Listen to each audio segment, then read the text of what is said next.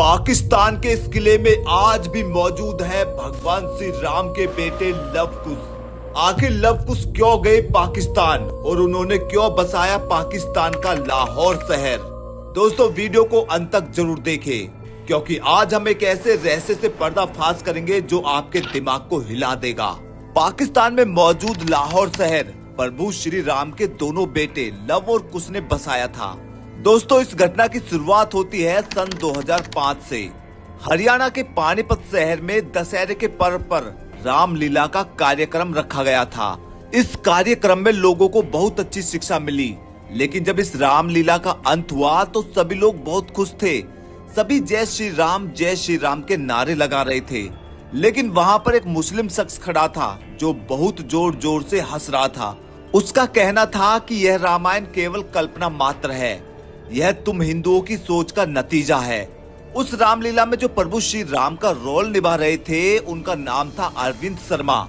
जब अरविंद ने देखा कि वह मुस्लिम शख्स सनातन धर्म का मजाक उड़ा रहा है, तब उन्होंने उस मुस्लिम शख्स से कहा कि मैं अगले 10 दिनों में तुम्हें एक ऐसा प्रमाण लाकर दूंगा जिससे तुम्हारे साथ साथ सभी कट्टरपंथियों की नींद उड़ जाएगी और पूरे संसार में यह साबित हो जाएगा कि रामायण कल्पना मात्र नहीं बल्कि अटल सत्य है।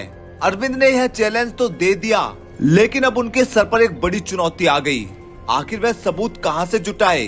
वह मूल रूप से पानीपत के निवासी थे, लेकिन उन्हें कहीं से पता चला कि जयपुर के अंदर एक ऐसा परिवार है जो प्रभु श्री राम के बेटे लव के 307वें वंशज है और उनका नाम था महाराजा भवानी सिंह और वह आज भी जयपुर में ही निवास करते हैं।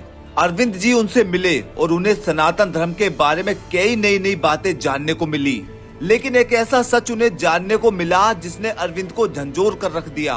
भवानी जी जो प्रभु श्री राम के बेटे लव के 307वें वंशज थे, उनका कहना था कि पाकिस्तान में जो लाहौर शहर है वह लव और कुश का ही बसाया हुआ है और आज भी वहाँ पर एक ऐसा सबूत है जो अगर तुमने कट्टरपंथियों के सामने रख दिया तो वह घुटनों के बल झुक जाएंगे और उन्हें यह मानना पड़ेगा कि रामायण कल्पना मात्र नहीं बल्कि सत्य है।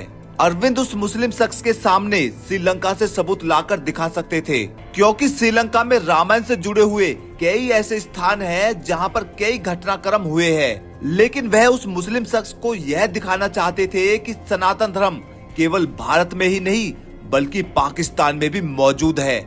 लेकिन अब अरविंद के सामने एक बड़ी चुनौती थी, आखिर लाहौर कैसे जाया जाए, क्योंकि मूल रूप से वह हिंदू थे और पाकिस्तान में हिंदुओं के ऊपर बहुत अत्याचार होते हैं। वैसे देखा भी जाए तो पाकिस्तान में दाखिल होना इतना आसान नहीं है, वह भी किसी हिंदू के लिए। ऐसे में उन्होंने प्रभु श्री राम का नाम लिया और जैसे तैसे उन्होंने वीजा का बंदोबस्त कराया और 5 दिन के लिए वह पाकिस्तान के लिए रवाना हो गए।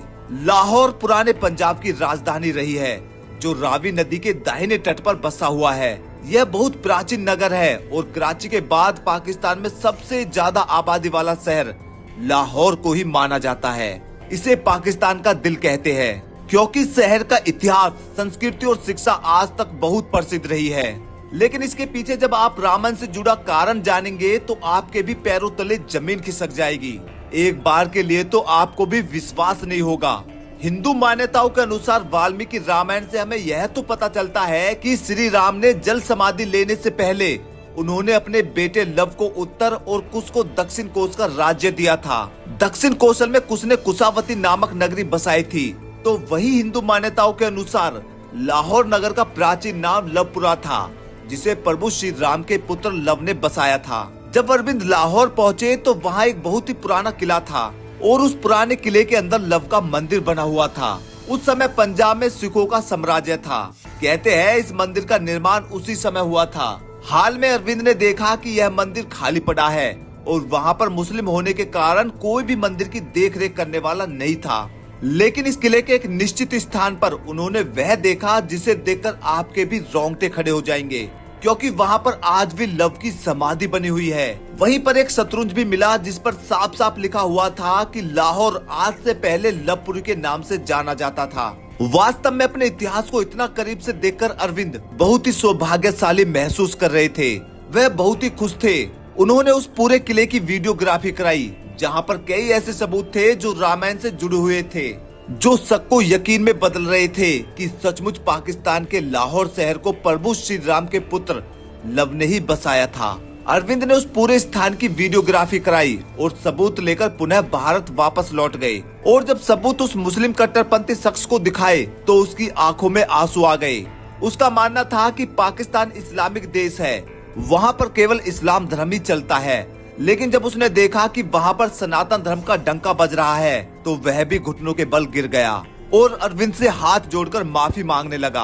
अब देखा जाए तो दोस्तों, आपके मन में एक सवाल जरूर आ रहा होगा कि लव के बारे में तो हमें सारी जानकारी प्राप्त हो गई, लेकिन कुश जिसे दक्षिण कौशल दिया था, आखिर उन्होंने अपने साम्राज्य का विस्तार कैसे किया?